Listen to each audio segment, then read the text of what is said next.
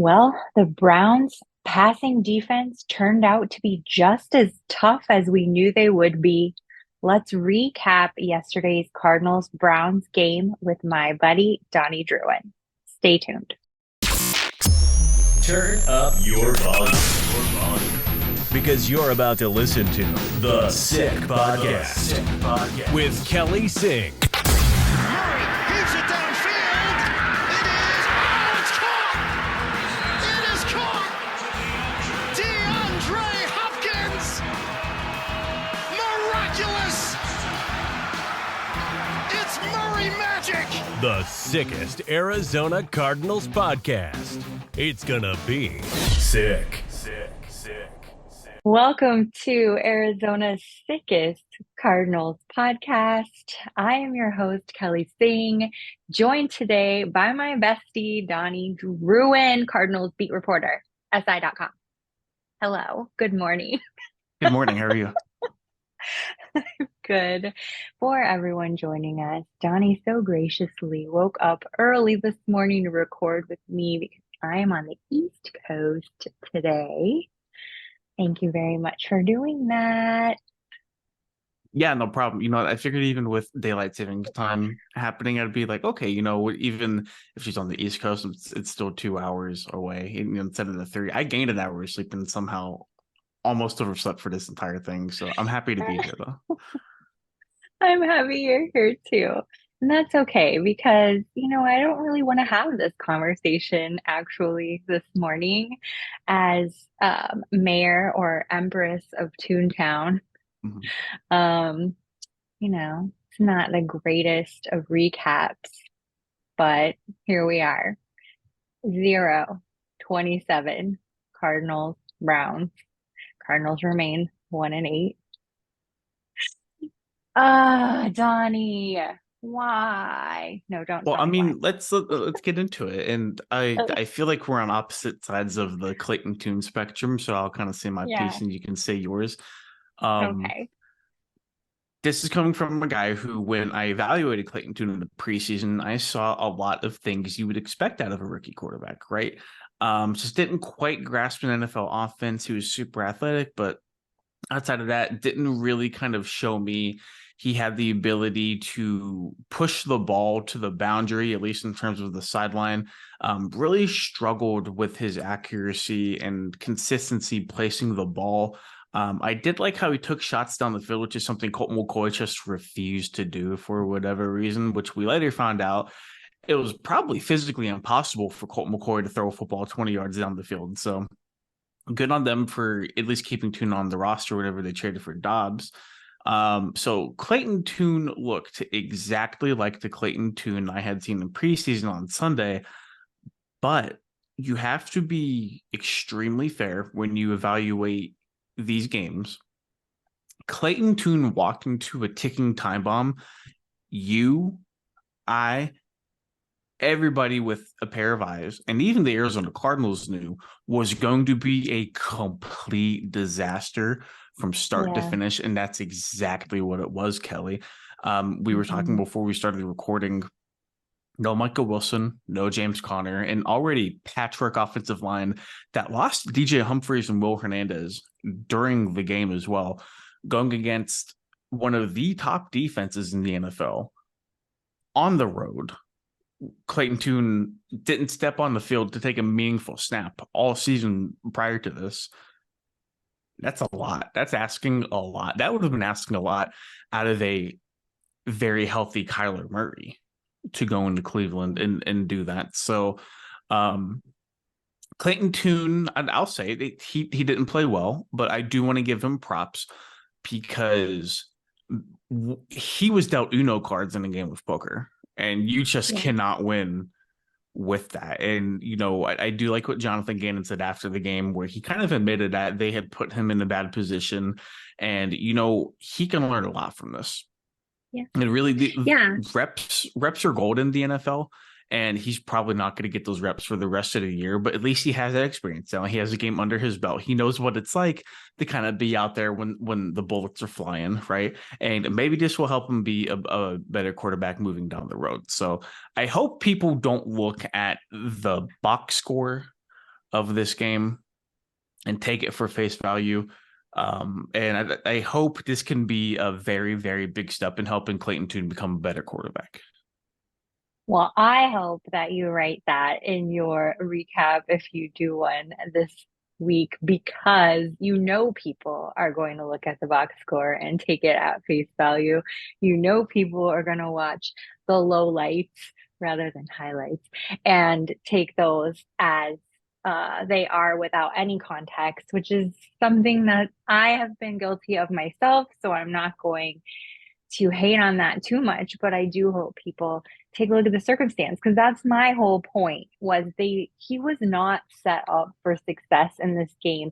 And not only was he missing Michael Wilson and James Conner, he was missing DeMercado, who would become a huge part of the rushing offense. And to be down to Keontae Ingram as your running back, Tony basically. Jones, yeah.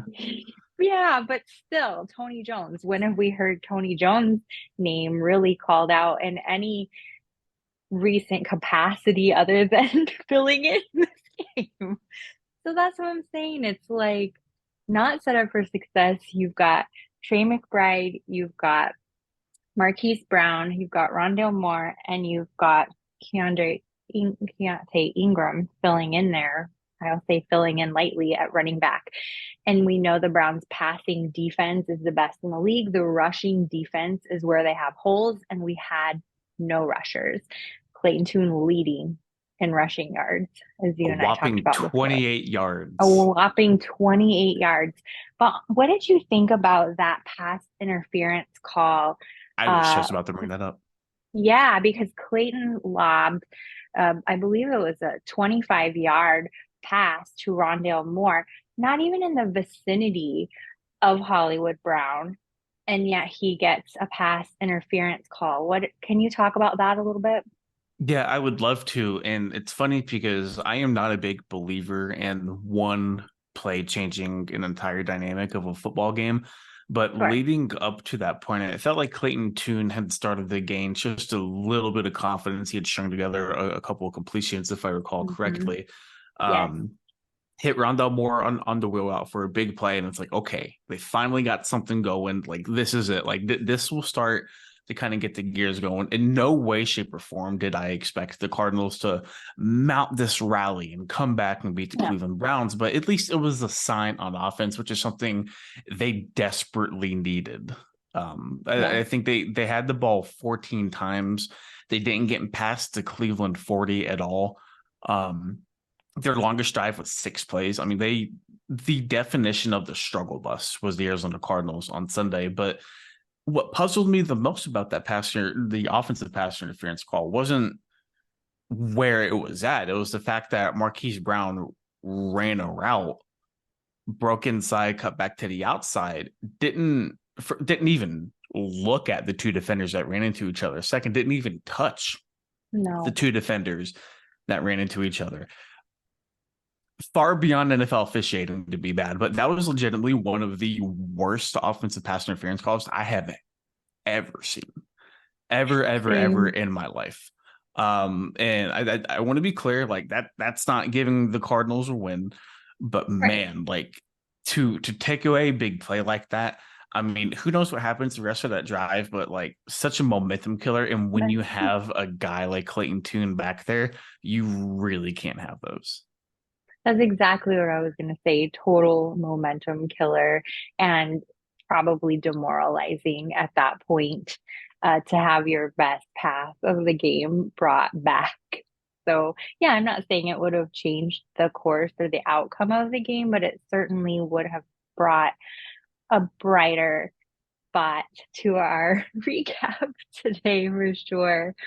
I don't really want to dwell on it too much, but I will say it was I felt like they were holding Cleveland the whole first quarter. I was like, "Oh my gosh, this might be okay." The second quarter, you're like, "Oh shoot. No, no, no, no, no, no." And then I think third and fourth, it was still 7 each quarter, but still, it was it felt like the defense was managing. The second quarter kind of fell off the rails for everybody, but Yeah, I feel like the defense played well overall as a whole, and that's crazy because you look at the 27-0 score line, but I mean, they just were set up for failure from the very for sure. beginning. Much like Clayton Tune on the offensive side of the Yeah. ball. But Yeah. that was just one of those games where you just don't even watch the film. Like you just take it out the memory, throw it away, and you get ready for an Atlanta Falcons Mhm. team. And I mean, you Yes. probably have Kyler Murray back. James Conner's eligible to come off injured reserve now.